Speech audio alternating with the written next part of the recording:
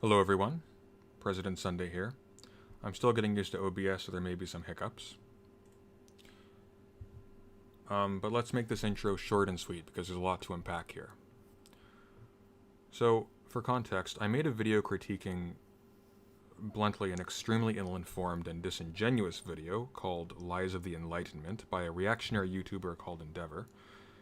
And he responded with a video of his own, and in this stream we are going to strip this thing down to the bone, and when we're done we'll have a short Q&A session. So feel free to ask questions. The convention on this channel is to put an asterisk at the beginning of your question, so at the end I can find them easily once the main segment is over. So alright, now that administrative issues are out of the way, let's get into it. And quickly before I start, am I audible? Can people hear me? We've had some trouble with that in the past. As soon as I get some kind of confirmation that you can hear me, we can begin. So I'd rather not go for an hour in silence. That would not be fun.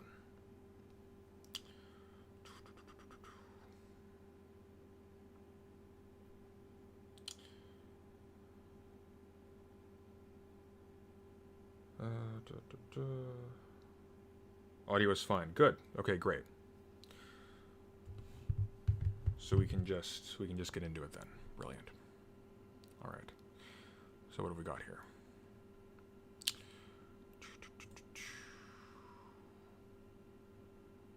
Boom, boom.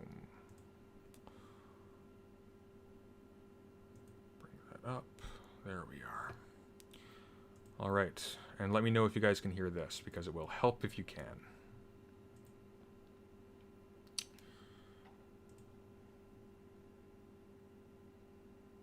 Hello, Endeavor here. So I'm going to make a response to a video that President Sunday made about me just because I know I'm going to get dozens of people asking me to do this. Whoa. Hold on. Oh, that's interesting. I'm sorry, so you just made the video because dozens of people are asking you to do this. This didn't, like, sting your ego at all. Just for clarification, because, oh, it's the funniest thing. Because just a few hours ago, long after you published this video, you, where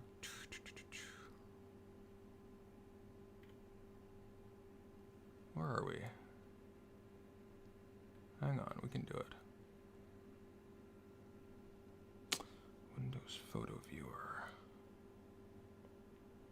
I swear to God, I'm never gonna learn how to use this.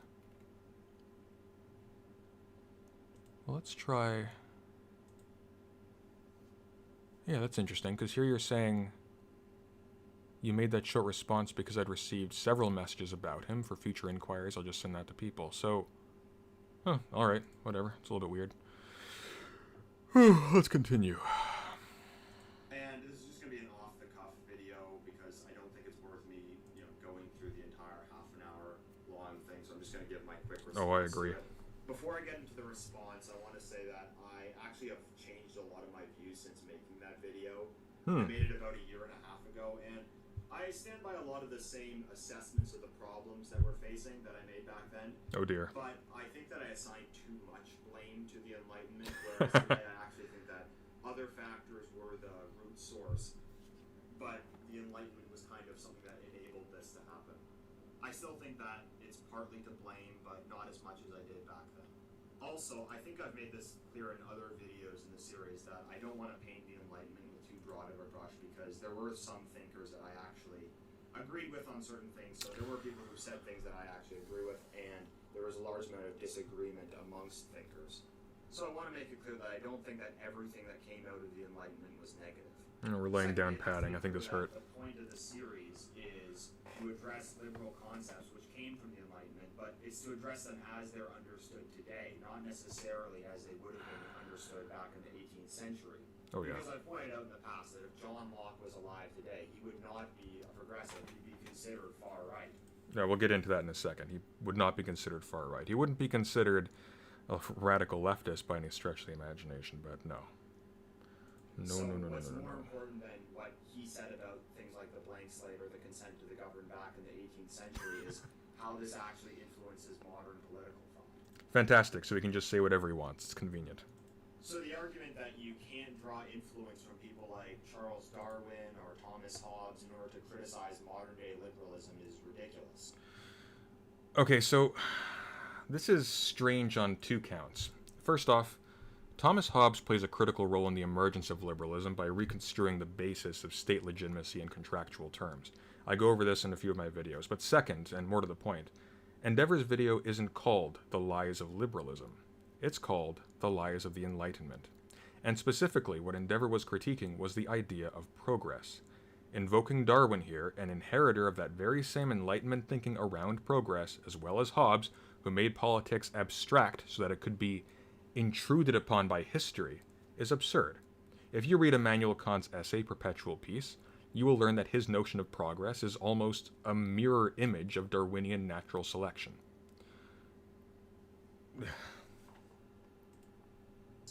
In the video that I made about woke capitalism, I drew the base and superstructure model from Karl Marx. I'm not a Marxist. You don't need to fit yourself in this ironclad ideological camp. Right, you don't. Now, I didn't watch that video because, to be totally honest, I'd rather shoot myself. But the analogy with being able to use Marxian ideas without being a Marxist doesn't actually hold here. Because the subject at hand isn't just the ideas themselves, but their genealogy. Recall that Endeavor is accusing the Enlightenment, not specific Enlightenment thinkers, of course, because he's barely read them, if at all, but the whole Enlightenment. Now, maybe he wants to walk back on that now, because, judging from his latest Lies of the Enlightenment video, he's gotten woke on the JQ and the Great Replacement or something, but that does nothing to salvage his arguments here, which until just now, he had not at all retracted. So, this doesn't count, unfortunately. And another thing that President Sunday always does is he tries to pull these academic got-yous, so I'm not going to waste my time responding to every single one of these factoids which he decides to pull out, because most of them aren't even relevant to the video and had nothing to do with what I was actually talking about. Yeah, no, you're not responding to them because you can't. I actually don't even know what he's referring to because he doesn't specify anything, but I'm just calling it here. He's not answering whatever quote-unquote factoids he thinks he's referring to because he can't respond to them. He doesn't know anything about this subject, so he either knows he's wrong or it went straight over his head. And to be clear, my arguments aren't perfect. My moderator, Jalma, responds with critiques of my work quite consistently, and annoyingly, they often stick. This clown? No, I'll give him this much credit.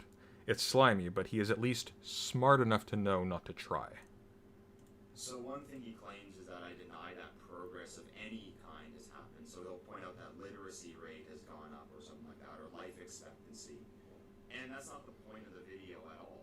Of course, modern medicine and technology, for the most part, is a good thing. I'd rather have running water and electricity than not have it, and I'd rather not die of smallpox. The point is, though, that liberalism did not create these advances, and you don't need liberalism to have good science.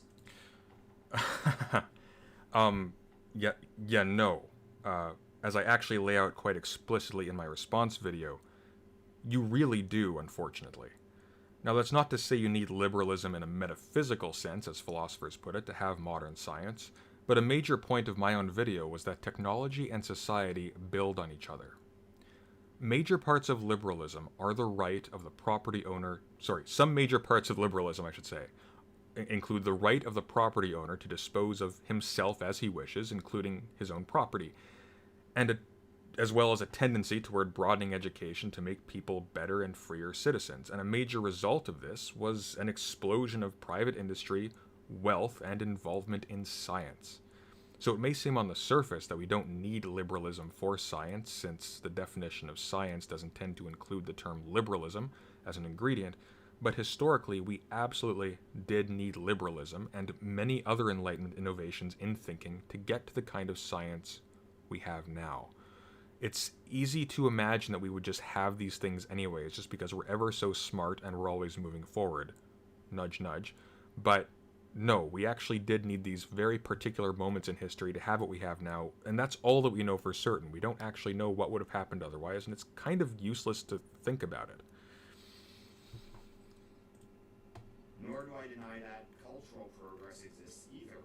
The construction of St. Isaac's Cathedral or the Arc de Triomphe is cultural progress. Right, so the only kind of progress he recognizes, or cultural progress, I should say, or what any contemporary know-nothing thinks of as more or less high culture or quote-unquote trad, cathedrals and classical music and the like. Like, this is just impoverished. He's talking about toys. The music of Bach or Beethoven is cultural progress. Ugh.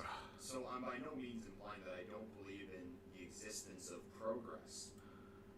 The point is, A, I don't consider what is considered progress today, i.e. multiculturalism and feminism and homosexuality, I don't consider that to be progress. And secondly, despite how much we progress, human nature hasn't changed. Okay. Nobody claims that human nature has changed. The human condition has changed. In fact, it has progressed. And it was changed through the educating influence of Enlightenment innovations, largely in philosophy, politics, and technology. And again, the latter was largely born from the former, not vice versa. And it certainly, again, wouldn't have emerged, at least when and how it did, without them. One thing he points out is that modern technology has made war more violent, and that actually was the point of me using the stock footage from World War I. Okay, here we go. To illustrate that man in the modern era This is where it gets good. just as capable of being violent as he's ever been. One thing I had said in the video was that people were more brutal in the past because they didn't have as many resources, and often they had to go off and fight to take resources in order to survive, and that often came at other groups' expense. And he counters that by saying that in the Crusades, they weren't fighting over the resources in the Middle East. It was a religious motive. My response to that is that, yes, once people have enough physiological resources to survive, they'll pursue other means. You can kind of illustrate this with Maslow's hierarchy of needs, which is usually applied to the individual.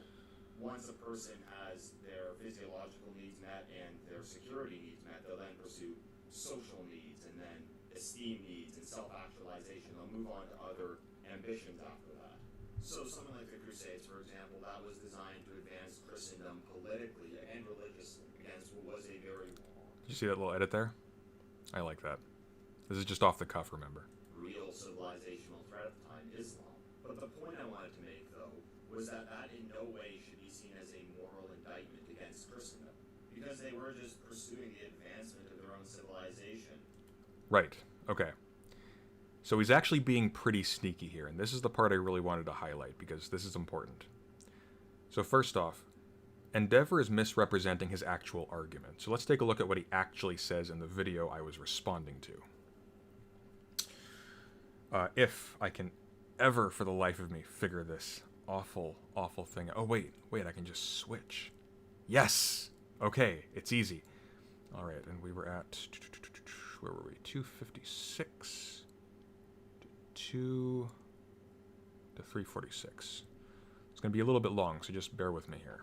Progressivism is an ideology based on this very principle, progress. And the conception of modern Western society that it gives us is that we're advanced past our ancestors, and that we can overcome the various ills which have caused conflict in the past through reason and education.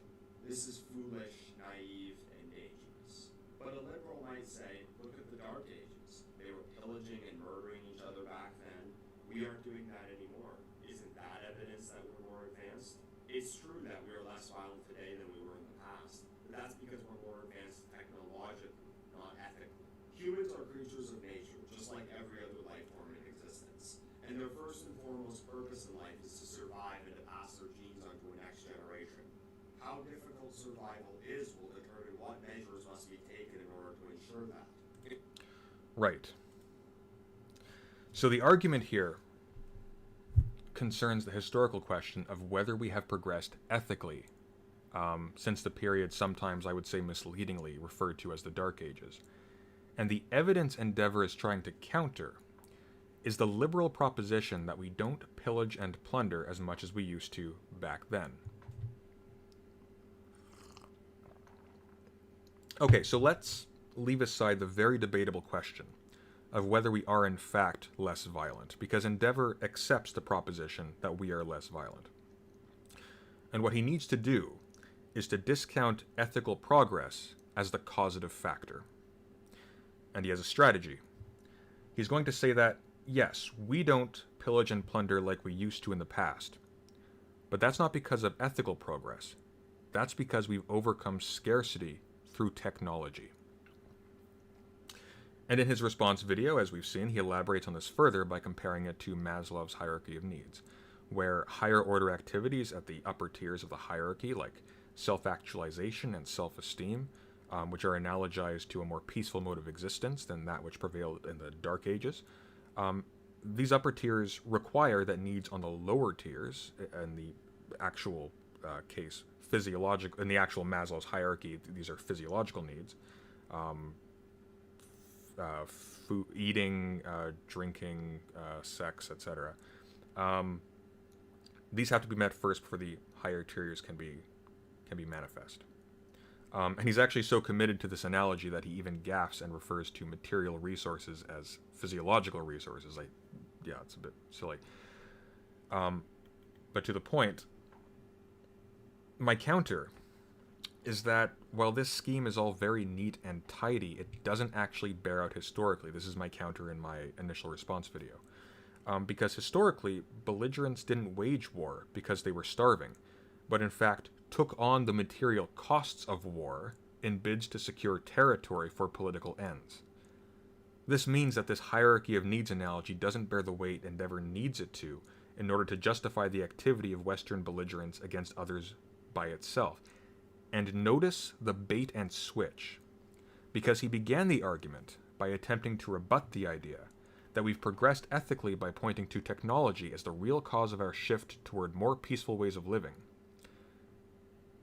But then he switches gears and turns what was his argument, that technology is solely responsible for the decline of violent conquest, into evidence supporting an unrelated thesis, that these historical cases of violent conquest are not morally impugnable because they were materially necessary.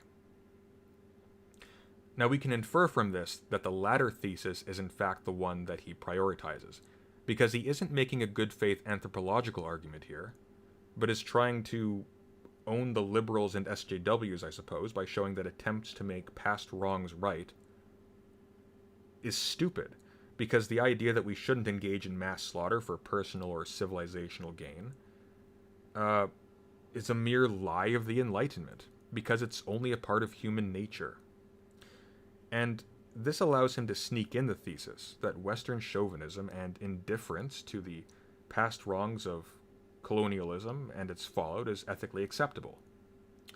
He's quite wrong on every count. He just doesn't care, of course, bluntly, because he's dishonest and, as far as I can tell, motivated by bigotry.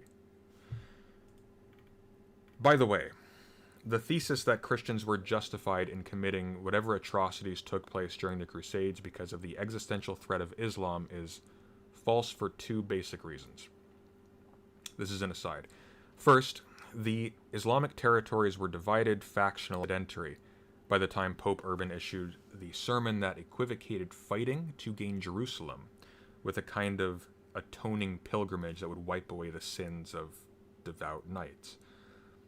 And in fact, the Islamic territories were so mild in their demands, their religious demands, I should say, on non-Muslims. They weren't without persecution, to be clear, but they were so mild on the terms in which other religious groups, specifically people of the book, could inhabit Muslim-conquered lands, that it's not even really appropriate to call the Near East during the Crusades really Muslim in any general sense, filled as it was with Christians and Jews, and had been since Jerusalem was taken by Muslims in the 7th century, so that the idea that Islam was an existential threat, or seen as an existential threat in the 11th century, in particular, is preposterous. But second, what we would later call the Crusades began as not a unilateral military movement, but as a religious movement, and at no point before reaching the Holy Land were pilgrims combined into anything like a single organized force. And the Crusaders left for the Holy Land in disjointed waves that only really combined after they landed. Europe was riven with internal conflicts in the 11th century when the First Crusade began, just like the Islamic Empire, so to treat it as some kind of existential measure taken by Christendom against an impending Islamic invasion is doubly absurd, Neither the Christians nor the Muslims were united enough for either case to even be a possibility. Aside over, the moral of the story is do your research, don't get your history from YouTube. But let's move on. Furthermore, if you actually want good history on the Crusades rather than the modern crap that they teach today, watch the YouTube channel Real Crusades History. Actually, don't. It's terrible.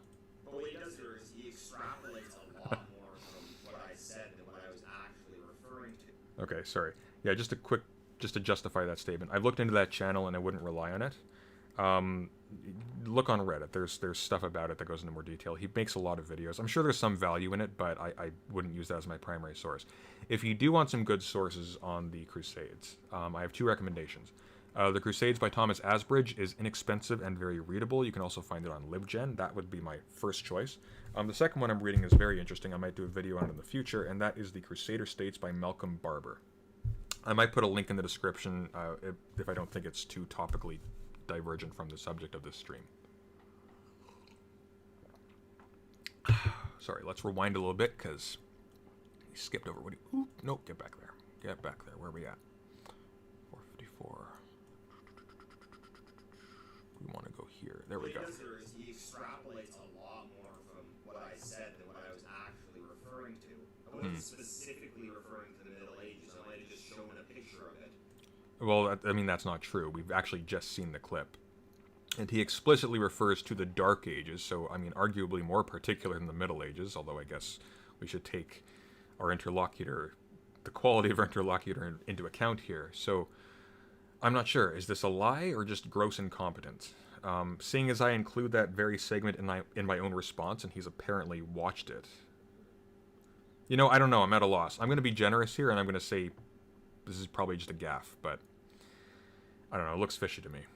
But the point is that it's the human norm to pursue the advancement of your own tribe, nation, or empire. First in a physiological sense to ensure that you survive, but then in a political and cultural sense as well.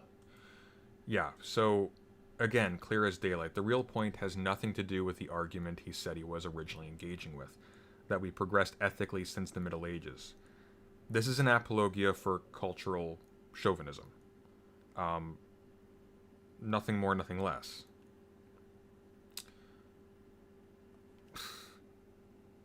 It's an argument for, it's an apologia for cultural chauvinism and aloofness to historically rooted social problems. That's it. There's nothing really else to say about this.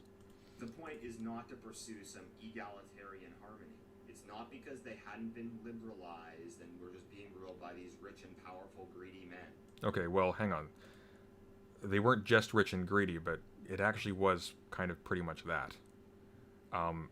People didn't resist these kinds of activities, specifically because they hadn't been inculcated with values that made these things appear as wrongs. One argument I made in the video is that I said that if you took a group of 1,000 educated people from a modern, liberal Western country and put them on a deserted island with scarce resources, liberalism wouldn't exist and they would revert to a more brutal nature. Oh, apparently the audio for Endeavor is faint. Are you guys... Oh, here we go. I see. Yeah, let's turn that up. Were you guys able to follow what happened already?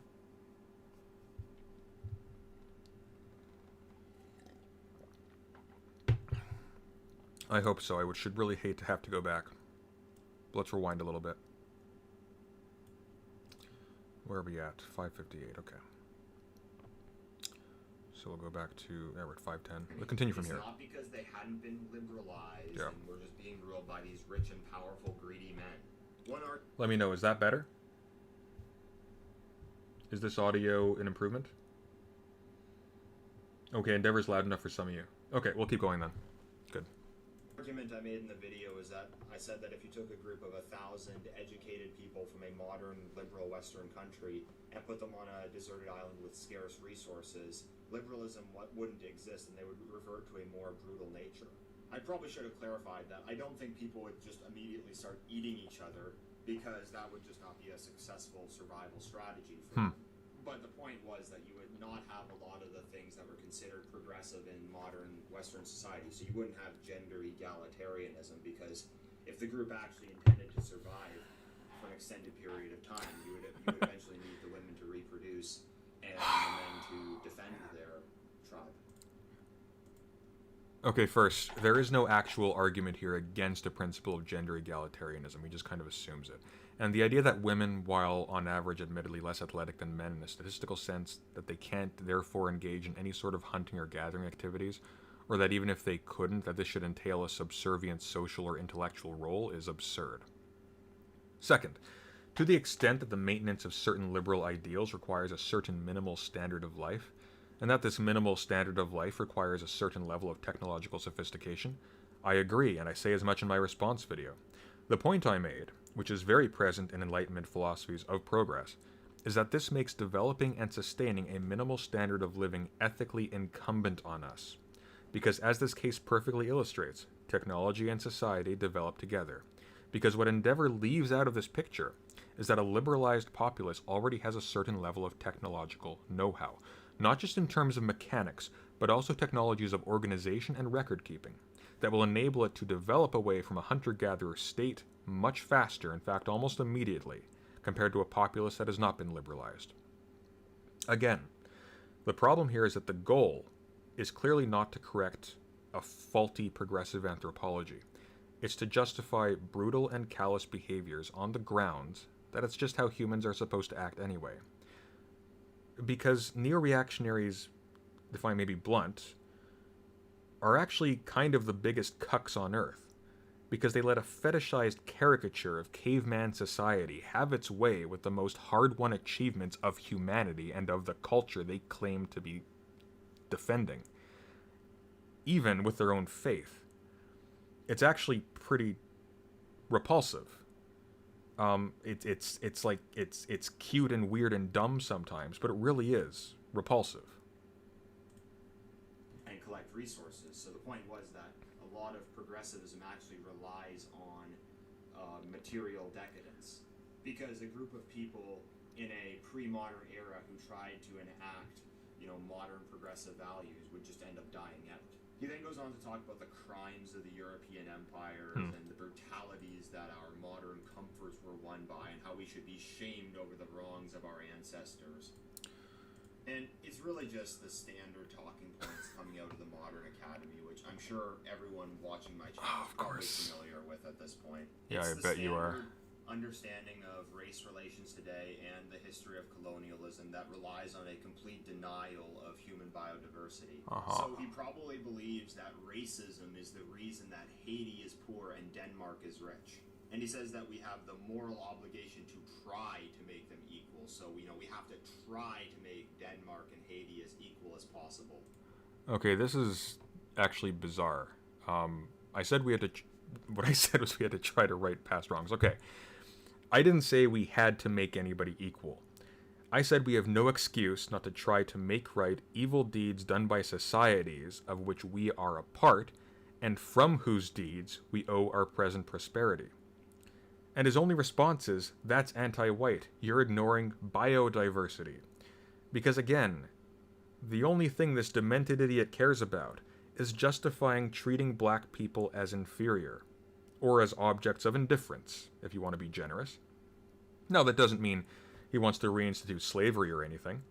He just wants to let them rot, despite the fact that they are his fellow citizens and human beings, who is ostensibly his own god commands to love and care for. Because I'll say it again, neo-reactionaries, this one in particular, are slimy cucks. I mean, it just entirely relies on the anti-white zeitgeist of the present day and the moral framework that they've given us. It's the idea that, the reason that George Floyd was a convicted felon and a drug addict who tried to buy cigarettes with a fake $20 bill, resisted arrest, and then died of a fentanyl overdose, the reason that happened was because of slavery from 150 years ago. I mean, it's just ridiculous. No, it's not. Even assuming that the abuses of blacks by whites in North America ended 155 years ago, and it didn't. Desegregation was only about 75 years ago, off the top of my head, somebody correct me. And between these two events, there were, among other serious abuses, very serious abuses, by the way, that I don't have time to get into, and exclusions, thousands of lynchings. even despite this, 155 years isn't a long time. In terms of generational trauma, especially, I should say, intergenerational trauma, especially when it's so embedded in a community structure as developed and systematic as that of the modern state, it's practically nothing. 155 years is nothing. And there are serious problems with systemically reproducing poverty, lack of access to vital resources, and systemic crime, which can't just be waved away by a few people pulling themselves up by their bootstraps, or by some vague gesture toward biodiversity. I mean, as if this brain-dead grug has any sort of innate mental advantage. If you grow up in a poor family, it doesn't matter what race you are statistically more likely to be engaged in crime. There are particularities involved in the case of African Americans that I'm not going to get into here, and I don't even want to try it, but this is dumb. This is really dumb. Furthermore, the entire point of the video was that the idea that we advanced past the European empires or the Middle Ages morally is false, because, in my opinion, the same civilizational dynamics are still in place today. I believe that the ruling paradigm is just as imperial as European Christendom or the British Empire was. Oh. Okay, brilliant. So in factual terms, Endeavor is basically on board with every socialist and tanky in existence. I guess he just doesn't care because he's a sociopath. I point out that in the video that the U.S. will invade Iraq to try to turn Iraq into a liberal country. And President Sunday says that those were right-wing war hawks, but the truth is that they were neocons. They may be nominally on different sides of the mainstream political divide, like maybe Republican or Democrat or something like that. Oh boy. But ultimately, it's the same political force which invades Iraq to try to turn it into a liberal democracy that enforces things like feminism and LGBT rights domestically. Yeah, of course, yeah. Dick Cheney, of course, being renowned for his feminist activism. The empire we're living under is, could be called the American Empire or Globo Homo, as we sometimes refer to it. Okay, listen, Endeavor or Distributist or any of you guys, if you're watching this, just listen to me here because I'm saying this for your own good. Globo Homo is way less clever and way more cringe than you think it is. Drop it, you'll thank me when you're old. Or not, you're idiots, but think about it. Part of that project is things like the Great Replacement. It's things like forcing feminism worldwide. Yeah, here we go. Reducing sexual norms. It's to create a society of low IQ consumers, really, who just serve. Yeah, so it's a Jewish conspiracy to replace strong white men with genderqueer blacks. This is why this response is on BitChute. I don't want to get bogged down in this. It's tempting, but we'll be here for hours, and I already make videos on it, but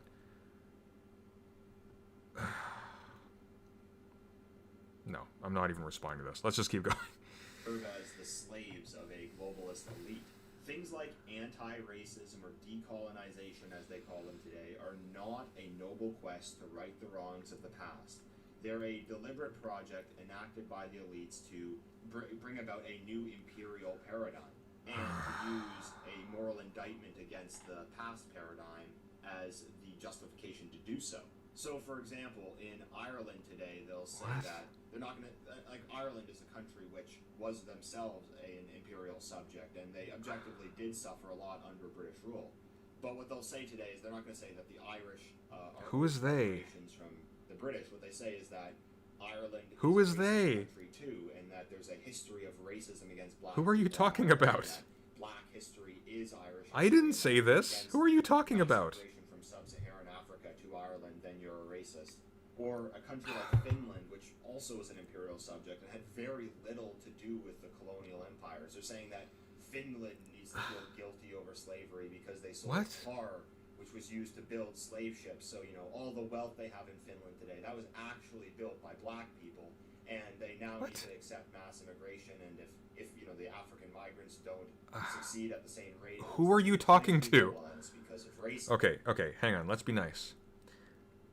I'll admit, I didn't know the thing about Finland selling tar to the slave shipbuilders, so that wasn't a total loss.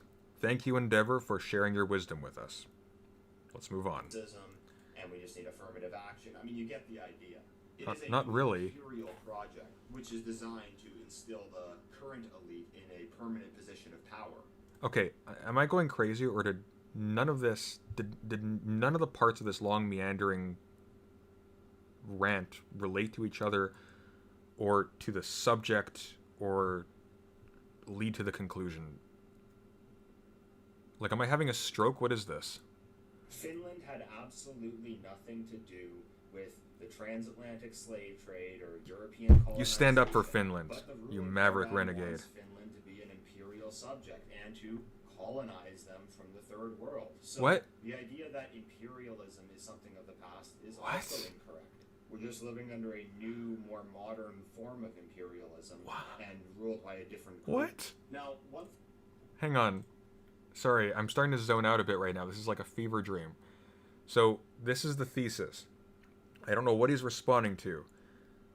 But the theory here is that mean college feminists getting off on using social causes to bully people on the internet is a Jewish plot to have the third world colonize Finland.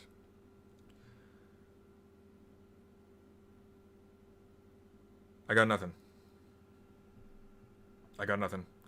No, let's keep going. The thing I've actually I give up. changed my mind about since making this original video is that I think I assigned too much of the blame for the modern egalitarian paradigm that we're living under to the Enlightenment, when now I think that a lot of this stuff, things like anti-racism and decolonization and the anti-white narrative, I think a lot of that is actually due to subversion that's gone on post-World War II. Because I don't believe that the natural thought process that comes from someone like John Locke or David Hume is that the reason that there's inequality between black and white people today is because of this mysterious force of whiteness. I think that is very much a post-war creation. Okay, well, hang on. In fact, it did both.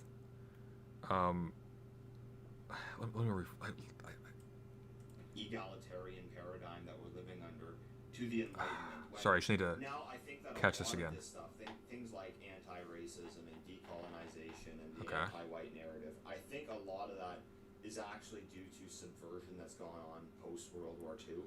Because I don't believe that the natural thought process that comes from someone like John Locke or David Hume is that the reason that there's inequality between black and white people today is because of this mysterious force of whiteness. I think that is very much a post-war creation that's designed to facilitate the aforementioned agenda.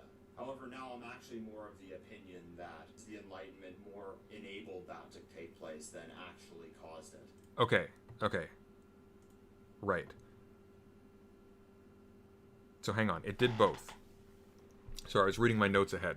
It did both. So yes, Hume's name being removed from that building at the University of Edinburgh, I did a quick video on that a little while ago, but it was in the news. It was a mild splash.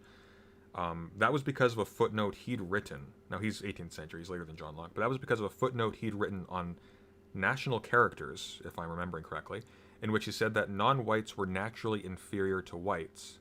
And by this point, colonialism was well underway by the time either Hume or even John Locke, in fact, were born. But the movements to end slavery and the abuses of empire were absolutely rooted in liberal thinking after Locke. And however much our thinking has evolved since then, contemporary thought takes after them still further, whether consciously or not. To take an obvious example, the work of Marx is unthinkable absent the history of Enlightenment writings on history, political economy, and the fermentation of liberal ideals around education and autonomy. Oh my god.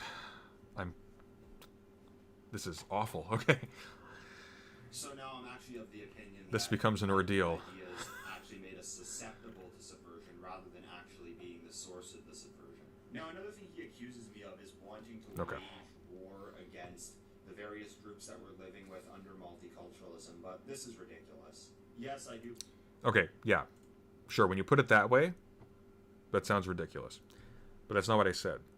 What I actually said was that Endeavor lusts after war, and I meant that in a particular way that I could have clarified, but I thought it was obvious. what I said was that Endeavor lusts after war and falsely crowns it with a mantle of necessity. War in this context doesn't only mean a limited event or policy of let's attack Group X. It refers to an attitude and indeed an atmosphere in which one sees oneself as in a continuous situation of existential struggle with some other group.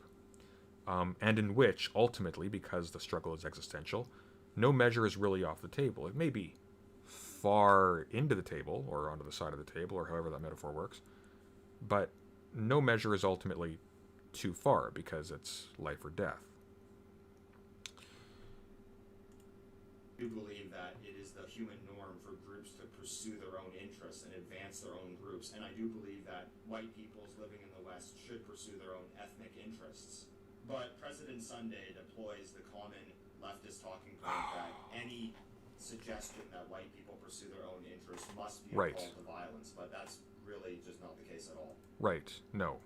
Not a call to violence. I'm calling this an apologia for ongoing violence continuous with certain past acts and existing systems, which result, and have resulted and are currently resulting in the suffering and death of groups Endeavor has decided are beyond the realm of his state's responsibility. We'll get back to this in a moment, but this is hardly left-wing. This characterization of war is almost pure and unadulterated Thomas Hobbes, compadre. I want the ability to advocate politically for an end to things like immigration from the third world, affirmative action, various programs which extrapolate wealth from white people and transfer it to different groups, and the ability to form our own communities and have our own culture. Yeah, so ergo the elimination of non-whites and any trace thereof from his community. Case in point. That is stuff that does not have to come about violently, and every other group has organizations that do this. Like, think about how many Jewish interest groups there are out there. There's plenty of black interest groups. Yeah. There's plenty of Islamic interest groups, that pursue their interests as a religious group. The problem is that we're not allowed to advocate for our own interests, and all these other groups are advancing their own groups at our expense. And right, okay, so notice something. Notice how he's simultaneously speaking for the aggregate resources of the state and for white people as if these are the same thing, to the exclusion of the rest of the citizenry. That is, by which I mean all the ones who are non-white. So he tries to dress it up by saying he just wants equality for his own people, and for his own people not to be bled dry for the sake of other peoples. But he just lets slip that at the end of the day, he regards the state itself as the property and the birthright of the white man alone. Because again, nice exterior aside, as soon as you start to tug on the string, full-on white supremacist. He's just sneaky about it. And that's what I want to put an end to. The current paradigm where basically they're importing these masses from the third world and inculcating a hatred against white people in them, that is what's going to cause war in the future. It's not my ideas. In fact, the supposed... Sean Croft, just because you asked, the Spanish... not monk. Was he a monk? Yeah, he would have been a monk. Spanish priest. Vitoria. Vitoria. Sorry, I'll answer questions at the end. I shouldn't be stopping this right now. But let's keep going. Wrongs from the past that President Sunday says we have the moral obligation to fix would be a lot better served by allowing people to have self-determination, not by forcing everyone together under the same egalitarian universalist system. He's just a humanitarian. Those groups did benefit materially, technologically from colonialism, but the argument a lot of them will make is that they lost their culture or something like that. Well, if you actually consider that valuable, then the answer would be to let groups have self-determination. I have absolutely nothing against, indigenous Canadians having their own land where they can have their own culture and their own communities. All I ask is that European Canadians have the right to do the same thing. We've been on this continent for hundreds of years. We are a definable group, and we have the absolute moral justification to pursue our own interests politically. No, we don't. Because there is no we. White people aren't a coherent group. The white population of Canada comes from a diverse array of lands and cultures. And at no point in our history were white people as a group actually selected and targeted by a government for destruction, by our government for destruction. Indigenous communities were formally targeted for assimilation and thence the destruction of their identities. And look, I get it. Affirmative action programs are executed poorly, and it creates a lot of resentment when universities and employers emphasize, or at least claim to prioritize non-whites on application forms for jobs and funding. But there isn't a comparison here. And secondly, let's go back a little bit. We are a British colony. We did form our own societies. And hang on a sec. The score isn't we took the land of indigenous people, so hey, if we just give it back and limit ourselves to living in little European-only hovels, we're even. No. We did damage. We destroyed their sacred sites, like the razing of cathedrals in Europe. We displaced their communities. We raped the natural environment. We actually did sterilize a lot of their women. Eugenics was a thing in Canada.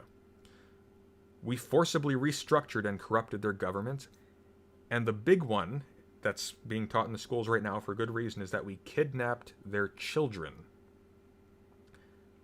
There is no comparison here. I'm sorry. Like, again, like there are problems with how affirmative action and reparations and things like that are being done. But that doesn't mean we just shouldn't do it. It means we probably need to think harder about how we do it. And yeah, there's a lot of corruption in how it's done. That doesn't change the fact that we have an obligation to try and fix this. Now, you can argue whether or not it's a higher priority. There are big problems facing us, and some of these things take up resources and energy, and maybe it's something to be put off into the future. But that's not an argument for just saying no indefinitely. We wash our hands of this. Our hands are filthy. We tacitly accept it. We use the goods of the society in which we live. We could leave. We could leave. We are legally able to disengage ourselves from the Canadian state and become a citizen somewhere else and disown its history. That is a thing that we as individuals can do. Insofar, and this is, again, insofar as we are tacitly accepting the goods that it gives us, its protections and its benefits, we accept the actions it took to accommodate those. Anyways, we'll get back to it. Let's move on. But I have no delusions that this will in any way, shape, or form be egalitarian, because different groups are different. Some of them will be more materially wealthy than others. For example, in the 19th century, when Europe had the locomotive, there were areas of Africa whom they had no contact to prior, so it was not because of oppression, who hadn't even invented the wheel. That is just the reality. Yeah, okay. I think Fuentes didn't originate this. Who was it Friedman who originated this meme? Okay, so, like, think about this. The Romans did adopt, but they didn't invent chariots. Indian empires adopted, but didn't invent chariots. The Mesopotamians adopted, but didn't invent chariots. Were they stupid? South Africans were in contact with myriad wheel-using peoples for thousands of years. It's highly unlikely that wheels were just too complicated for their brains to understand. Like all technologies, and I'm speaking off the cuff here because this is a bit out of my domain, but like all technologies, wheels are only contextually useful. In this case, I'm wondering, did they have suitable draft animals and flat enough terrain? This is under-argued, so there's not a whole lot to argue with here. I'll have to come back to this at some point in the future because I brought it up, but this by itself is an entirely insufficient argument for anything. I don't know why he bothers bringing it up, except to imply that black people are stupid. Because, again, that's what's motivating this. However, I don't think that the material is the only thing that matters, so I think that the best way forward for everyone is to allow different peoples to live under their own rule and according to their own customs. And he makes the argument that we're living under relative peace and multiculturalism, but I have to ask, are we trending towards a more harmonious society or a less harmonious one? I mean, race riots have been going on across America for months on end now. Yeah, if only those black people would stop running into bullets. Which country right now is more racially harmonious? Iceland or America? Or Brazil or South Africa? The answer is obvious. And if you were the parent of a child born today, you would want them to grow up in a society that demographically... The material conditions are radically different. America, and certainly not Brazil or South Africa. Oh my god. Now, Okay, this doesn't actually merit a response, but suffice it to say that the complex problems facing these different countries can't be reduced to the fact that they're not all sufficiently racially homogenous. This is dumb. We can't just snap our fingers and have the demographics of Iceland, but that's okay. All we're saying is that we should work towards a more harmonious society and recognize that diversity causes conflict and homogeneity creates harmony. Okay, you know what? I'm sold. I'm sold. I agree. We should absolutely remove the dissident and the alt-right from our midst. They are a toxic and divisive influence that is having a deleterious effect on social harmony. There.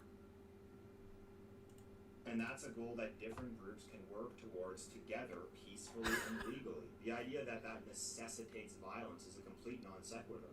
But it starts with at least acknowledging these Good guy endeavor. Denying them is what's going to cause violence in the future. And yes, I acknowledge that Europeans have done bad things in the past, just like every group that's ever existed has. Yeah. But the idea that we today, who are not born... Because that's where we set our standards. What the worst... What the worst people, the worst things that the worst people have done. We're just allowed to do that. For this, owe it to people today who weren't even born for this to make our own societies worse for ourselves and our descendants, to right some wrong from the past that can never be changed is unacceptable. I have no desire to rule over Africans. I hope that they can create the best future possible for themselves, just like I hope we can do the same. But okay. We owe them nothing. Lastly, I just want... Okay, yeah. Yes, we do. So... Right. So as Endeavor is possessed by a fundamentally traitorous spirit, it will not have occurred to him that as a citizen in a state, who again, tacitly authorizes that state's actions by enjoying its benefits, its own responsibilities pass on to him. Because, in a sense, not in every sense, but in a sense, we are the state. We don't necessarily rule, but we play ball, and we play ball for our own benefit. And if that entails going along with a system which has worked our benefit by doing wrong, the ethical duty to right that wrong, and whatever further wrongs have cascaded therefrom, absolutely falls on our shoulders. But there is hope. There is hope, because this is all based on the principle of tacit consent, and if Endeavor doesn't like it, he can get out. I want to say that President Sunday is legitimately a bad person. Okay. He doxed academic agent and lobbied his employers to fire him. He's threatened to do the same thing to other content creators. He recorded a private conversation on my former Discord server. That's half true. And is ultimately someone who thrives off of drama and does not argue in good faith. Okay, it's a little bit rich coming from him, but let's get into it. Right off the bat. First off, the academic agent promoted materials under his personal name and aspect on YouTube, including public lectures and books, and by the time my own video critique of him, which named him, went live, he was well known to anyone who cared to know. He doxed himself, and I am under no ethical obligation to pretend that he hasn't, just so he can double dip between his online and private person because it would be comfortable for him to do so. He tried to invoke his academic status to bolster his YouTube channel, and as a result, he named himself publicly. That's on him. Furthermore, I never asked his employer to fire him. I tweeted at the University of Surrey to do something about him making frivolous legal threats against students. He's done the same to me as well, long in advance of this. Now I have been satisfied with a sternly worded email asking him to please stop. As it happens, they were already cutting back staff, and I guess they just didn't like their staff making posts about giving people who match the descriptions of some of his students lethal helicopter rides a la Pinochet. Now I'd love to imagine that I am just so powerful that I can just have such a dismal specimen as this fired from his job at a nod. This is one of those cases where, you know what, I'd have no problem with it. But the fact is, the academic agent was just untenured and kind of trash, so they let him go. As for the rest, slander. I never threatened anyone. In fact, someone did send me the distributist's docs, and my reaction was to delete the post and warn him via a private message so that he could take measures to protect himself. I then kept that information secret. Weasel that he is, he's been crying wolf about me sending him threats ever since. And finally, I did record a quite public conversation in NRX because I was invited and it was my prerogative to do so. And what I recorded, and the reason why I published it, was a disgraceful exchange in which the distributus was encouraging his younger followers to harass ContraPoints as a political tactic. Now, would it really matter? No, it was just a gross thing to do. And it's a shame and all that Endeavor's server is gone and that he and Dave have been stricken from Discord, but I guess they just went off on blacks and Jews one too many times. Hopefully they've learned from this. The idea that I should feel morally ashamed of myself because someone like this thinks I'm a waithist is laughable. Okay, we'll just finish off here. No, I don't think he should be ashamed of himself because he's a racist. I think Endeavor should be ashamed of himself because he's a hateful, dishonest troglodyte spreading misinformation. Well, that's that. Hopefully you could hear that. I actually have no idea if OBS is working at any given time. I'll get better as I go. This has been sort of an experiment. But yeah, we'll wrap it up here. I'm going to take a 10 or so minute break because I desperately need water and to rush to the washroom. We'll go into question time after that. Please remember to put an asterisk next to your questions. If you super chat, I saw one or two there. I'll see those obviously. But please put an asterisk at the beginning of your question so as I'm scrolling up, I can get to as many as possible. I'm really tired, so if I have to conclude before I do get through them all, forgive me, but, I don't know. Come to my Discord and DM them to me or something on Twitter, I don't know. But, okay. Back in 10.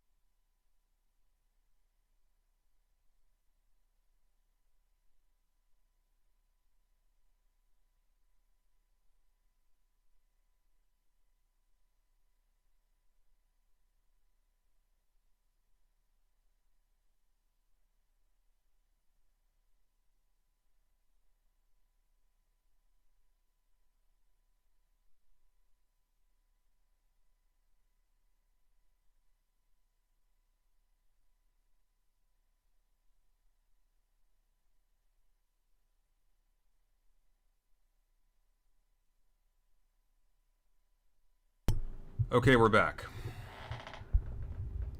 Was that 10 minutes? I'm actually not sure.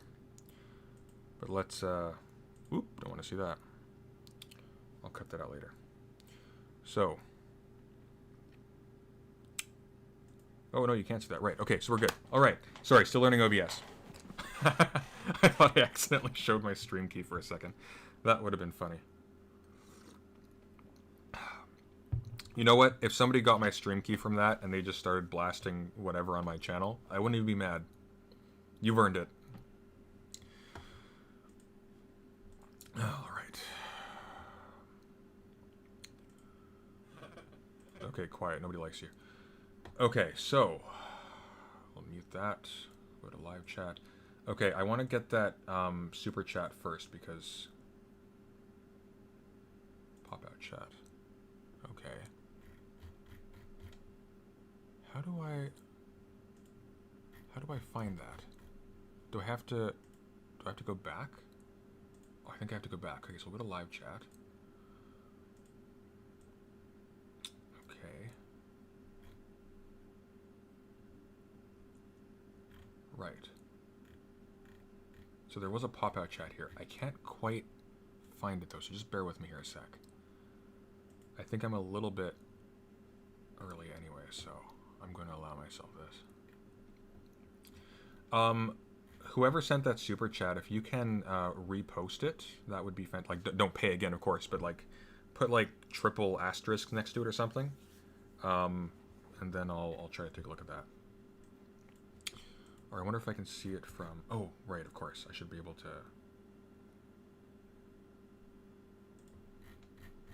So I should see... Oh, here we go. Brilliant. All right. Oh, I'm so sorry. Goodman for $2 says, President Sunday video audio is faint. Some people said it was okay near the end, so I'm hoping that wasn't too bad. You might just have to blast this at the end. I really apologize. This is a bit of a learning curve. Yeah, next time, just ping one of my mods. Don't send me money for stuff like that. I'm so sorry. If there's a way I can refund you, I'm gonna try and figure that out. But yeah, so anyone who has questions, put an asterisk before your question, so as I'm scrolling through, I can see it. I'm not seeing many, and this was kind of a mile-a-minute stream. So if there's not, that's okay. Here we go. Nope. Nope, I'm not seeing questions.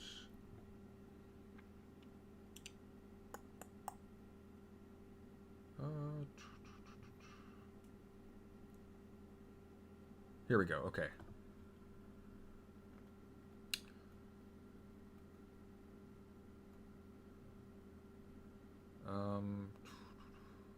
Right. Okay. I'm just seeing one question so far. I'll keep scrolling in case something else pops up, but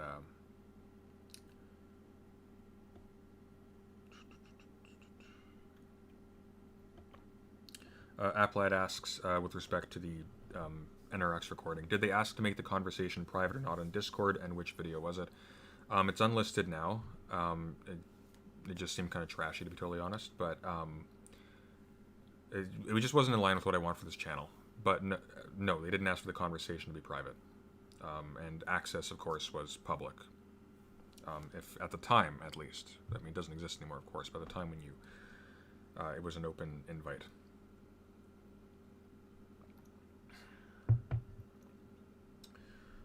Duarte Carvalho asks, who has been the most unpleasant person you have ever interacted with? That's a hard question. On YouTube, it's a lot easier.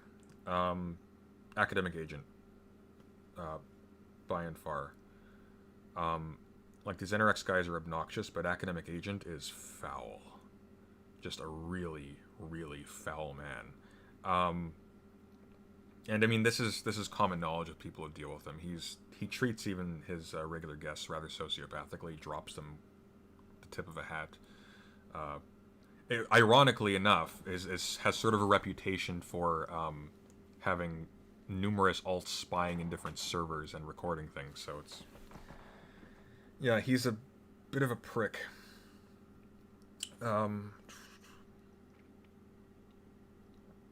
Goodman4 asks, Jews and SJ... No, that's not a question. But I should finish that sentence, because I don't know. Does that make this video bannable if I don't? Whatever. Goodman4 says, Jews and SJW are make the white man gay endeavor. Laugh, laugh, laugh. Har, har. Okay. Noah Watson asks, a lot of the aspects of NRX that you take issue with are aspects of radical online right-wing politics generally, and have very little to do with what Yarvin wrote about. Yeah, I agree. I think NRX broadly is a different beast online than when you're talking strictly about what Curtis Yarvin made. I mean, Curtis Yarvin, NRX really started with a few blogs on the internet, and then Yarvin went off and did his own thing, and they were sort of appropriated. Like, I mean, when you listen to these people talk about Yarvin's work, they don't idolize him, right? They appropriate a lot of his terminology, and they use it in an even more shallow way than he did. I don't think much of Yarvin. I don't have any, like, I'm not, like, out to get the guy or anything, but I don't think much of him. But yeah, very different beasts. The online NRX community, which is largely Catholic and weird for other reasons, and the sort of the IRL NRX, if you want to call it that, with like Nick Land and Curtis Yarvin and all those weirdos. That's where you get into like this weird kind of technocratic libertarian feudalism thing. They're really quite different. So maybe I should clarify that in a note on my video on NRX as a scam. I mean, well, no, because I kind of still agree, even with respect to the mainline NRX community, but it has a little bit more in the way of like an actual point, you know? It's not a good point, but it's a point. Duarte Carvalho asks, what is the origin of the image you use? It's a painting, actually, so you won't find it online. At least I hope not. It incorporates aspects of my face with, I guess, an artist's third-hand idea of what the character President Sunday from the novel The Man Who Was Thursday ought to look like. So, yeah. You are, in a way, sort of looking at my face. It's not entirely true that I use an avatar.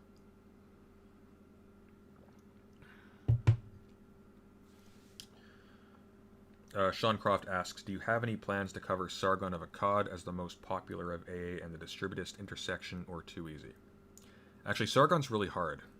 Sargon's really hard because unlike people like AA and the Distributist, he's really slippery. People treat Sargon as stupid, and I've called him stupid myself in argument because it's absolutely obnoxious arguing with that bloody Robin Hood alt on Twitter.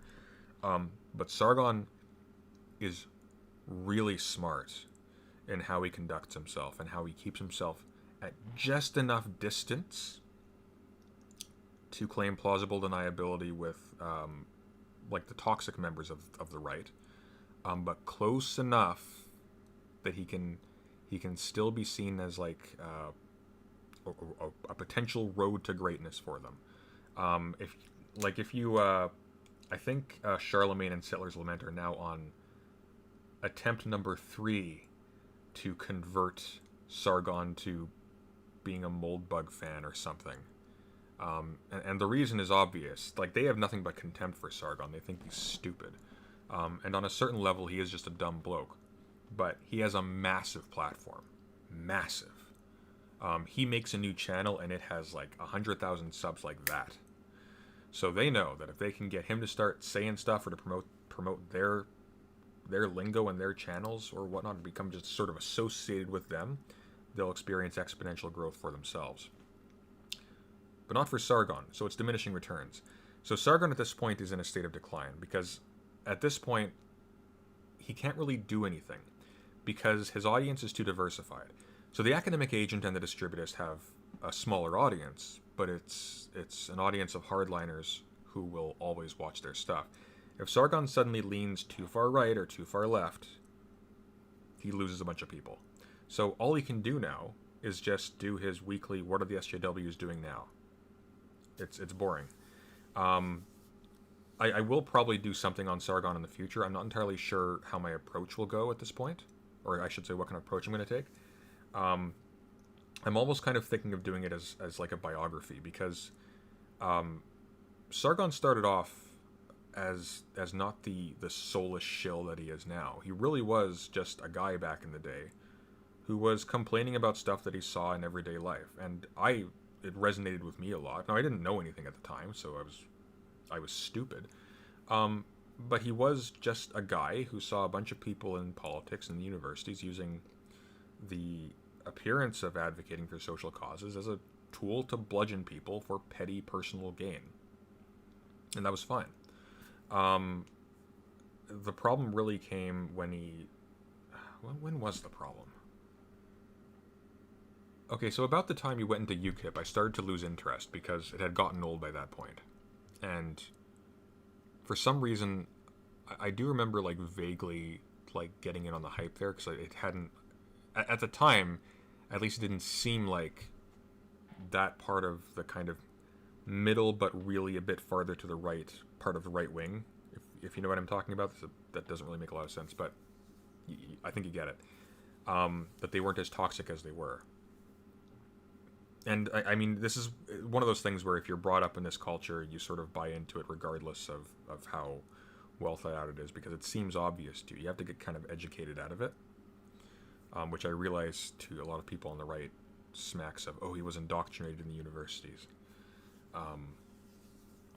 But yeah, I'm meandering. I don't know.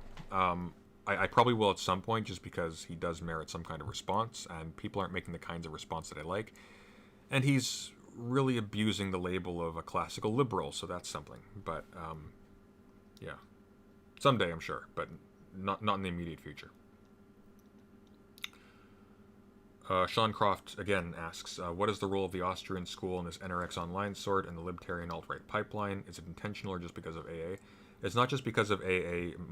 Yarvin himself was heavily influenced by Austrian economists. I think he actually mentions Hoppe and Murray Rothbard in particular. Is Murray Rothbard Austrian? He's sort of in that sphere. I don't know 100%. Now, in the online sort, it's not so clear. The online sort really does seem to orbit really this kind of black and white conspiratorial cathedral type thinking, which is super amenable to JQ conspiracy theories and things like that. I guess I should say just Jewish conspiracy theories and things like that. But broadly, it doesn't seem to play much of a role there. They aren't really that interested in economics, as far as I can tell. They're really more interested in culture. And when you listen to Yarvin, he's a lot more, I guess... I mean, they're all kind of spiritually sterile, but the online ones are a lot more aesthetically spiritual. That's a big thing for them. Yarvin is not. Yarvin is... I don't know. He's like Hans Hermann Hoppe on LSD. Jalma Bayarn asks, what would you say the difference is between anti-colonialism, anti-imperialist, and anti-racist stances, and how are all these manipulated by reactionaries? I guess manipulated as bugbears. I'm actually really tired, and I don't want to botch that question, and it's not entirely clear to me what you're asking, so I don't want to. I'll try. I mean, they flatten all of these into... I mean, they regard these as basically cult speak. So they regard anti-colonialism, anti-imperialist, and anti-racist stances, but I really should say just like... They treat this all as like this big gray cluster of evil. And these are all just coded for, let's gang up on Whitey. That's kind of how they treat it. It's just an insane expansion of, well, I mean, it's the same kind of thing as when people talk about the globalists or about the feminists or what have you, as like this monolithic entity, despite the fact that there are conservative feminists, there are liberal feminists, there are radical socialist feminists, there are tanky feminists. You can say the same thing for anti-colonials. In fact, a lot of anti-colonial movements are profoundly nationalistic and almost ape in certain respects the white nationalists, who are in turn, of course, aping them. In fact, the local university had their indigenous governance department shut down for a little while because of reports of abusive, and I mean this in a very like particular sense, abusive nationalist cultures in the classrooms that were harmful to students. Not unlike what you would see, I imagine, if you had Richard Spencer teaching a class with no supervision. So, I mean, I don't know if that's true.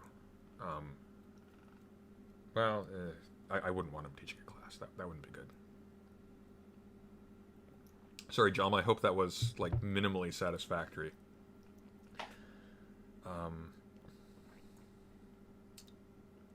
Socks on My Feet asks, I like that name. I'm kind of confused how you could say Group A has never been cohesive, but also say Group A owes something to Group B for past wrongs. Wouldn't that imply Group A had some sort of cohesion? Not exactly. So I'm saying that white people doesn't cohere as a group. But the citizenry of a state that is continuous with the activities that are being referred to when we're talking about past wrongs absolutely coheres by dint of citizenship. Absolutely.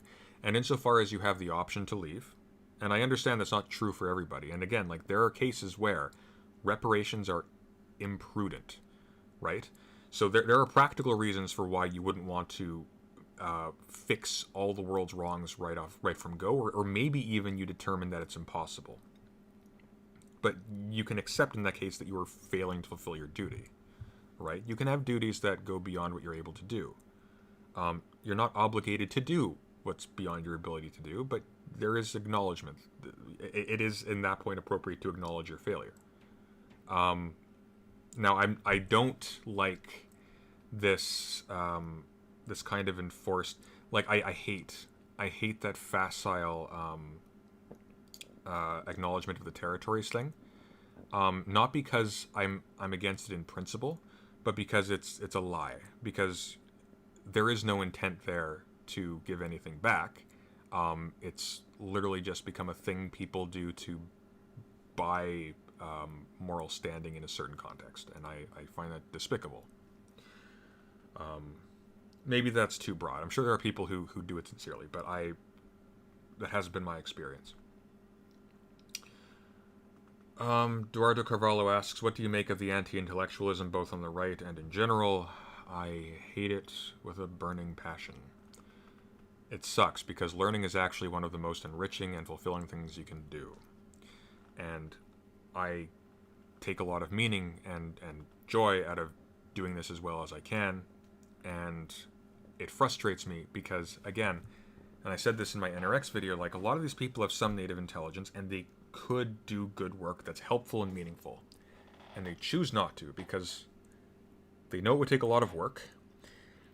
They don't have confidence that they'd be able to pull it off. And they want instant gratification. They want to be recognized as thought leaders without doing any of, the thinking involved in becoming a thought leader. So it's a tragedy. It's a tragedy and a farce rolled into one.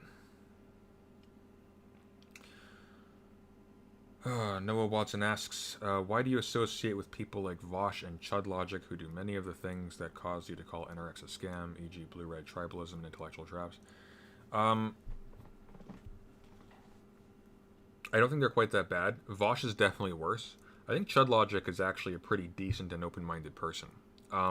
There's a difference here between somebody being embedded in a culture that has a tendency towards black and white thinking and somebody artificially insisting, on black and white thinking as a cope or as a tactic.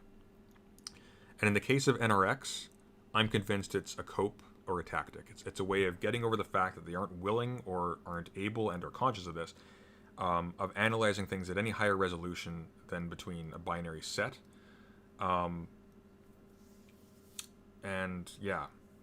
I don't think that's the case with Vosh and Chud Logic. Even Vosh, I don't think that's the case. I wish Vosh would stop the ridiculous calling everybody a fascist thing, because it first of all, it robs the word fascist of its particular meaning, and actual fascists do use that. I'm being very particular with my meaning of the word fascist here. And second, it burns people who are well-meaning and are just in cultures that happen to slot them in with these parties.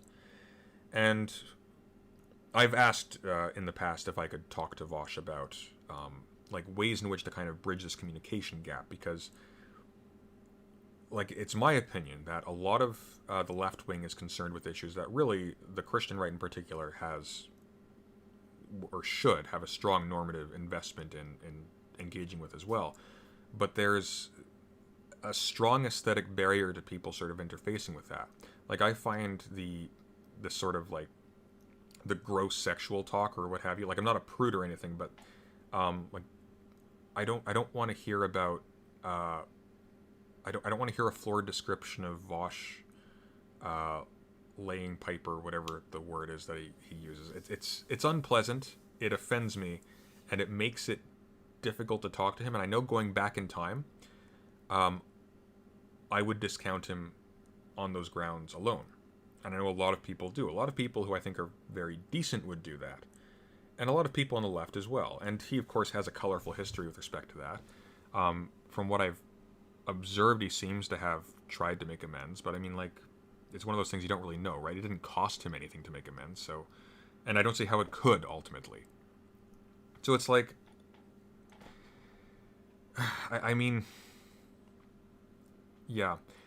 I try to associate with people who I think are honest, and I determine honesty and sincerity by people being sort of flexible and willing to kind of try and hear out what you're saying.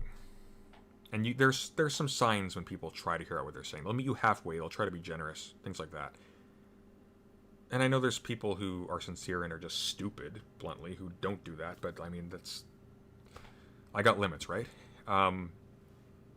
So I'm not really sure that's a fair characterization of Chud Logic. I think Chud Logic is in a culture that like gives him that appearance, but I think Chud Logic is actually a pretty good guy. I think Vosh needs some work.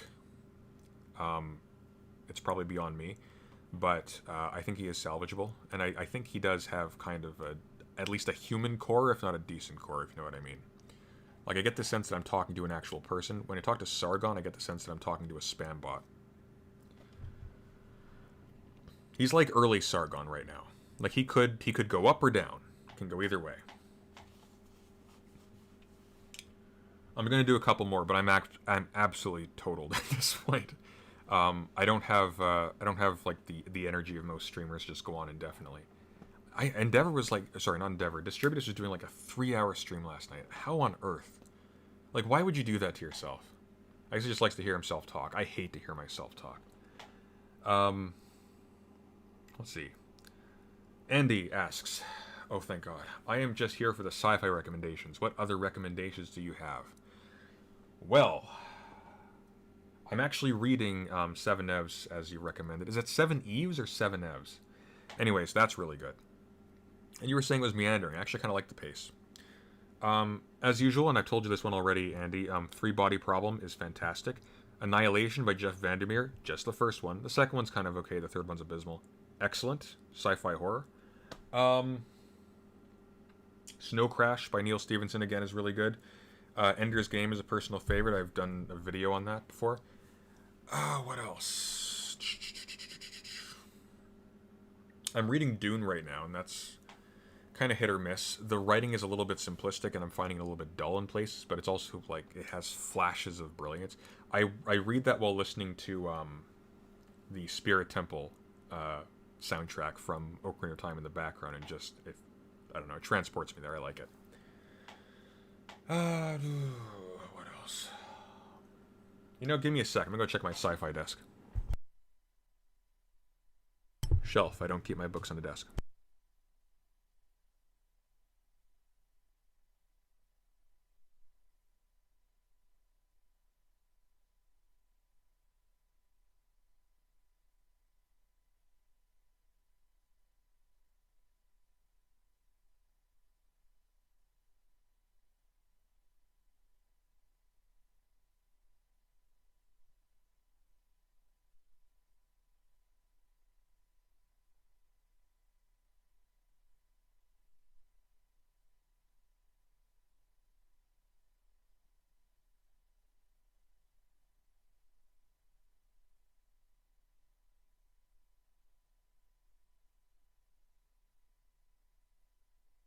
Okay, back. Sorry, my mind's going blank, so I had to check my shelf quickly. So I've got a couple suggestions for you. The Space Trilogy by C.S. Lewis is really surreal and pleasant. I actually kind of regard it as like a... I mean, it's very different. It's not really the same kind of thing at all, but it's kind of like a science fiction rendition of The Man Who Was Thursday. It has that kind of feel. Those writers, Chesterton and Lewis, and people sort of around it, they have a really... I don't know. It's like a... It's not quite a comfortable feel, but it's like... It's... I don't know. It's like a very thoroughly religious universe that they live in, but not like in the cold NRX trad sense, but like, I don't know. They're worlds that are kind of comfortable to be in, but not in like a lame way. It's a difficult kind of sensation to describe, but they're good. The Man Who Was Thursday, not a sci-fi novel, but very worth reading, by the way.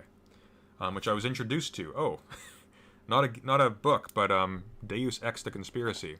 That's actually how I became aware of Chesterton, because there are little bits of The Man Who Was Thursday hidden throughout that game in PDFs. And in fact, there's a character, there's a name, Gabriel Syme, in the hotel registry of a hotel that you play some levels in. So that one has a very good, very interesting story. So that's worth doing. It's like if you combined a really tight Morrowind mission that just went on, and populated it with every conspiracy theory known to man. It's fantastic, except the bad ones, you know. Otherwise, Dan Simmons is very long-winded, but his Ilium series is actually not bad. What was the other one? Shoot, I just lost it. Oh, Metro 234 is excellent. It's a little bit dubious to me whether that counts as science fiction, but it's really good. Yeah, I guess it would. Yeah, I'm going to call that science fiction. Metro 234 is really good. 233 isn't as good, but it's still good. But those are my 3 recommendations for now. I'm sure I'll think of others, but I'm just dead tired. Applet asks, do you know Kraut and his history with Sargon? Very vaguely. I know he did some, what do they call them, gay ops things for a little bit. And he sort of fell out of favor after that. It seems like what he was doing was kind of creepy. Like he was soliciting people to collect information on right-wingers so he could ruin them IRL. I don't really endorse that. Otherwise, I don't really follow Kraut that much. I don't find that interesting. He seemed okay when I talked to him on Chud Logic, but yeah, the more I look into him, I'm just not that impressed.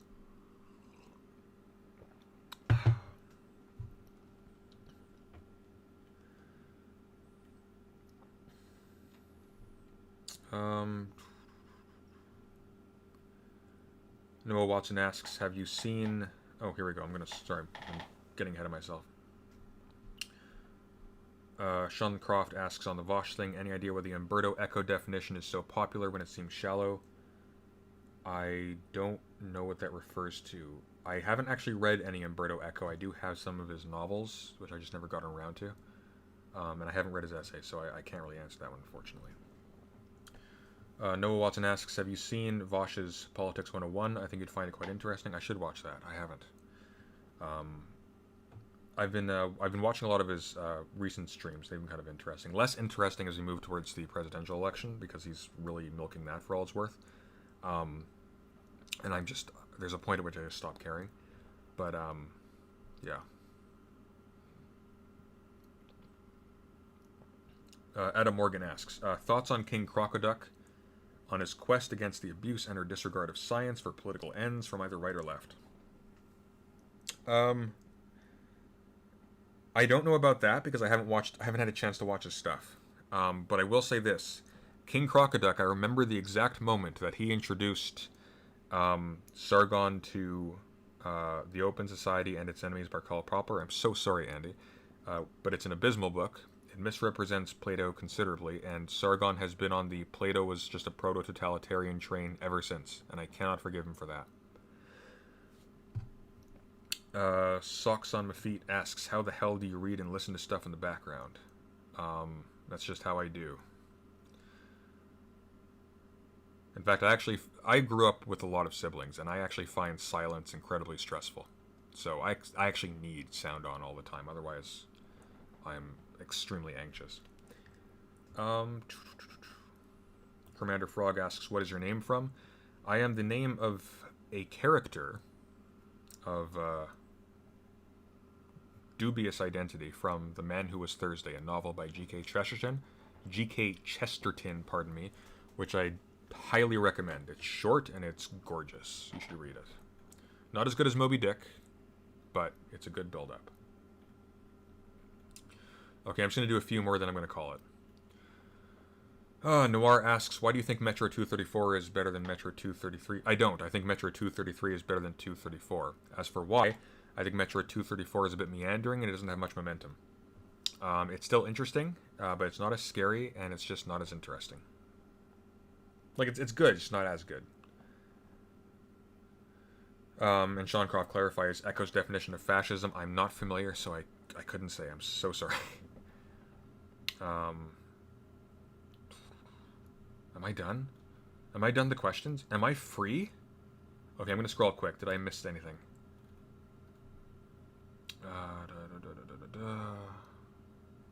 Here we go. Commander Frog, are you ever going to do for videos in the vein of your Betrayal of Humanity's video, and that video said it was part of a series? Yes, I did. I have a very bad habit of starting series and not finishing them because I realize it's a lot of work and I'm bored of the subject. I will probably do that one actually quite soon because I've been talking to Jalma recently about... I mean, bluntly, there's a big problem with PhD programs basically reducing their students to slave labor, paying them a pittance, and working them to death with non-research related tasks. So you're not creating intellectuals anymore or scholars. You're creating exhausted suicidal administrators and then just casting them aside and tossing them out of the program when they fail to keep up, and that's obscene. So yeah, that one will definitely get a follow-up. Don't hold out hope for the pinker one because I would rather die than read another bloody page of The Better Angels of Our Nature. But that one's getting a sequel. I just don't know when, but soon. This year, probably. Yeah, soon. So let's say in a loose sense within the next few months. And I'm going to call this last one. John Doe asks, President Sunday, what does education add to the life of an average person? Not denying that there isn't some utility in having highly educated people, but do we need everyone going to college? No, we don't. We do not need everyone going to college.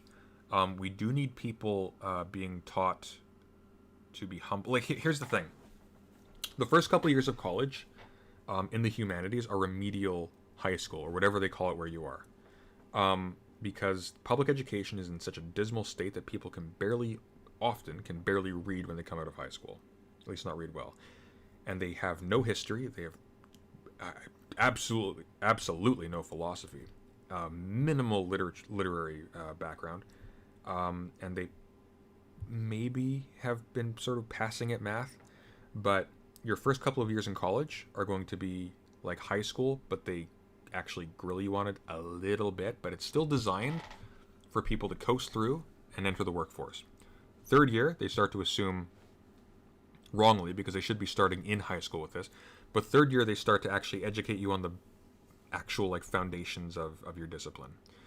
In political science, for example, in third year, finally, amazingly, but finally, they start teaching you Plato's Republic, Aristotle's Politics, Aristotle's Ethics, all these other things, and you actually get inculcated into political philosophy / science proper.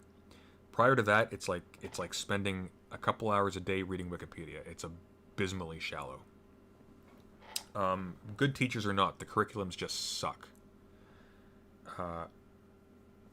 You can do all this from home, is the thing. So, if you want to like get into academic political science or philosophy, you have to go to school and you have to get a degree and you have to have some kind of credential to show you can do what you're doing. So when people invest money in you to do it more, they know what they're getting, roughly. But just educating yourself on this is extremely rewarding. It adds depth to your life. It allows you to start situating yourself within the intellectual whole of your society and within history in a more perspicuous way. And it allows you to make more and more conscious decisions about, or I should say decisions with more and more awareness of their actual significance or potential significance and meaning within the whole of history, at least increasingly so, and within the specific context in which you're existing. Education is absolutely vital to living a fulfilling life in today's world, in my opinion, and not just materially, also intellectually. And that's borne out by the neo-reactionaries who don't have that, and they're desperate to claim that for themselves, like they need it. These are people generally with decently paying jobs in some kind of tech field. And it's like, okay, you could just be like, be humble and just sort of be like, learn along with your audience. But no, they have to go on these long meandering lectures about how so-and-so, who is probably, by the way, somebody who is actually like seriously trying to study the problems of today and solve them, is just an ideological cretin who is trying to manipulate the vulnerable people of society to destroy the West or some nonsense or that. It's just good for you. But you don't need to go to college for it. You just need to approach it humbly and take instruction. It doesn't necessarily matter who you take instruction from, but it's important to like talk to people who have been there before, because they can show you shortcuts, or they can correct you if you are running with an interpretation of something that somebody who knows better knows is wrong. And there are certain ways to tell if that better interpretation is in fact right, and that they'll actually show you the reason for the interpretation. So, for example, if you read Plato says something about the city in Plato's Republic or something like that, and then you project that to say something about a city in the modern world, a professor who knows the actual history of Greece and the context in which Plato was writing can point out that this actually isn't an appropriate comparison, because a polis was a different kind of thing than what we call a city in the modern world. There's similarities, they have elements in common, but they're different. Something like that. My throat is getting tremendously sore, so I'm going to start wrapping this up any second now. But yeah, you don't need to go to college for that. You do need to go to college to get a job generally, it seems, so it's definitely worth doing, at least for a bachelor's or even just a diploma. But since you're asking me, I would say it adds depth to your soul, and I think that matters. I don't think it's the only way to do that, of course. I'm not that much of a chauvinist, but it's one way, and it's a way that I highly advocate. I just wish it was done better. As it is, they're extorting people for money and bluntly dumbing down the curriculum to get the lowest common denominator of students early on, and it's setting people up for failure because it's conditioning them to have low standards early on, and and to be bored by it, bluntly. All right, let's do one more.